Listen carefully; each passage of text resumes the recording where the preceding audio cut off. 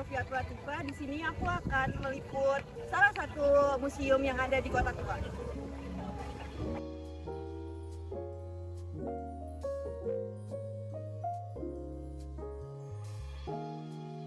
Sekarang aku berada di Museum Wayang. Sejarah Museum Wayang. Di kota Batavia, dulunya gereja Belanda lama atau Oud Hollands Kerk atau biasa disebut Kruis, tetapi bangunan rusak. Kemudian dilakukan pembangunan dengan peletakan batu yang dilakukan pada tahun 1632. Diresmikan oleh Gubernur Jenderal Van Diemen pada tahun 1640, di mana ia dimakamkan di dalamnya. Khotbah terakhir dicatat pada 12 Oktober 1732. Di kemudian hari, gereja tersebut pada tahun 1733 dilakukan peletakan batu untuk gereja baru atau Nieuw Kerk atau Nieuw Hollands Kerk diresmikan pada 8 Mei 1736. Dengan demikian, kota Batavia memiliki dua gereja.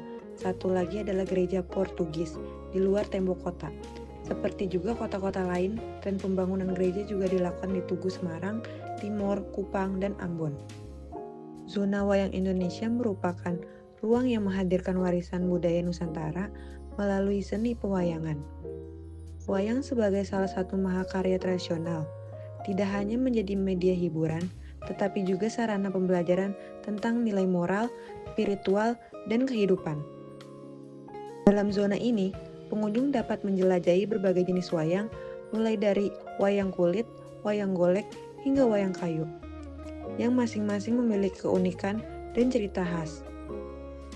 Setiap wayang menggambarkan tokoh-tokoh legendaris dari epik besar seperti Mahabharata dan Ramayana, serta kisah-kisah lokal yang penuh hikmah. Zona ini menjadi jendela untuk memahami lebih dalam kekayaan tradisi pewayangan Indonesia. Proses pembuatan yang penuh seni dan peran wayang dalam menjaga identitas budaya bangsa. Selanjutnya di sini saya akan menjelaskan beberapa koleksi wayang yang ada di Museum Wayang Kota Tua. Jadi di sini ada wayang kulit Palembang. Wayang kulit Palembang. Wayang kulit Palembang merupakan pusat peninggalan dari Kerajaan Sriwijaya. Ternyata mengenal adanya wayang kulit Purwa dengan cerita Ramayana dan Mahabharata dengan menggunakan bahasa Melayu Palembang yang diperkirakan masuk dan berkembang pada abad ke-16. Wayang kulit Kandung Surakarta. Wayang kulit Kandung Surakarta. Wayang kulit, wayang yang terkandung memiliki ciri bentuk yang lebih besar dari ukuran normal. Wayang ukur Yogyakarta. Wayang ukur Yogyakarta. Wayang kulit. Wayang ukur merupakan pementasan wayang yang digagas oleh Ki Sukasman. Sebuah gagasan menyimpang dari pementasan wayang kulit pada umumnya. Sebab dalam konsep wayang ukur, kelir atau layar bukan difungsikan sebagai pembatas antara dalang dengan penonton, tetapi bagian dari properti pementasan. Wayang kulit gedok. Wayang kulit gedok. Wayang kulit. Wayang gedok adalah jenis pementasan wayang kulit yang tidak mengisahkan cerita Ramayana atau Mahabharata, tapi mengambil cerita kisah Raden Panji. Hingga wayang gedok sering disebut juga wayang Panji. Istilah gedok berasal dari suara dok dok dok yang ditimbulkan dari ketukan yang sang dalang pada kotak wayang yang terletak di samping dalang. Dan wayang kulit Madya Surakarta.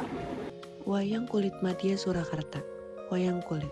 Wayang kulit Madya diciptakan oleh Mangkunegara sebagai penyambung cerita wayang Purwa dengan wayang gedok. Cerita wayang Madya merupakan peralihan cerita Purwa ke cerita Panji.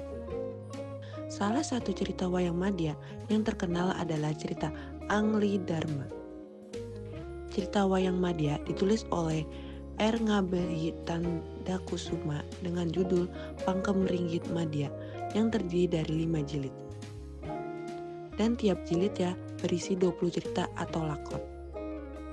Jadi di musim wayang ini terdapat berbagai jenis macam wayang, mulai dari wayang golek, wayang kulit, hingga wayang kayu. Nah, itu ada beberapa koleksi wayang yang ada di Museum Wayang Kota Tua Jakarta.